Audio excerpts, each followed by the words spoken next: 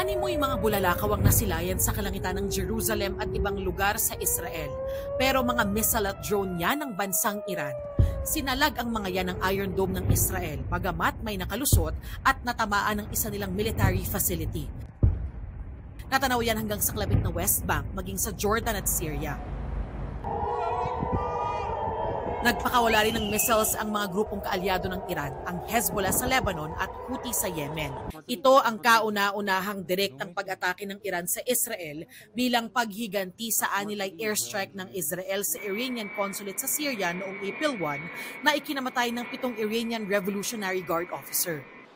Ayon sa Israeli military, nasa 300 missile at drone ang pinaulan sa Israel. Kasunod ng pag-atake ng Iran, kinausap ni Israeli Prime Minister Benjamin Netanyahu sa telepono si US President Joe Biden na nangako naman ng anyay ironclad commitment sa Israel.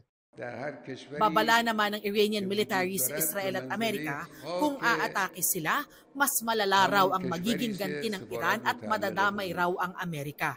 Bukod sa missile attack sa Israel, kinubkob ng Iranian authorities ang Portuguese container ship na MSC Aris ayon mismo sa operator ng barko. Galing Abu Dhabi ang barko at papuntang Mumbai, India nang harangin ito ng Iran sa Strait of Hormuz ayon sa ating Department of Foreign Affairs. 4 sa 25 crew members ng barko ay Pilipino. May embahada tayo sa Tehran, Iran, pero hindi pa nila direktang nakakausap ang 4 na Pinoy. Wala pa rin daw impormasyon ng ating gobyerno tungkol sa demands ng Iranian government. It will take some more hours, maybe a day or two before we'll be able to have any kind of contacts. Pero yun nga, sabi ni Ambassador, may meeting sa Ministry of Foreign Affairs. Sabi naman ng Department of Migrant Workers, ligtas ang mga Pinoy batay sa impormasyong galing sa ship owner. We have touch base with them, full coordination for the safety and well-being of the 4 Filipino seafarers on board. Nakipag-ugnayan na rin daw ang DMW sa pamilya ng 4 na seafarers.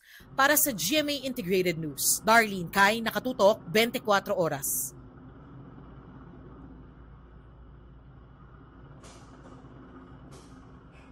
Hey, things up, don't come out. Hey, things up. Nagkarambola ang 3 sasakyan sa bahagi ng Quezon Avenue sa Quezon City. Sangkot sa karambola ang isang owner-type jeep, delivery van at isang AUV. Kwento ng driver at pahinante ng delivery van, biglang sumulpot ang owner-type jeep kaya nabangga ang kanilang sasakyan at nadamay ang AUV. Nagdulot ng traffic ang insidente matapos masakop ang 2 lane ng kalsada.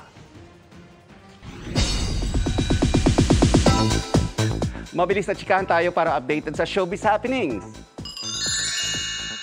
Passenger Princess era almost over. Yan ang proud moment ni Sparkle star Sofia Pablo na ipinasilip ang kanyang new car.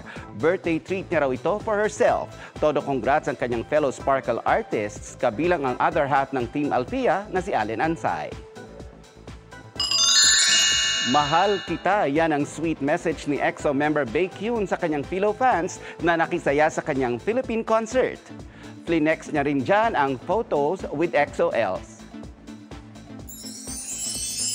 Pinatunayan naman ni V ng BTS na di niya tatalikuran ng fans with his palikod photo update habang nasa military service. Napansin ng fans ang mas muscular physique ni Taeyong. Sa post pa ni V, determinado raw siya sa pag-workout. Mga kapuso, patuloy na tumutok sa mga balita. Mag-subscribe sa GMA Integrated News sa YouTube. Sa mga kapuso abroad, samahan niyo kami sa GMA Pinoy TV at www.gmanews.tv.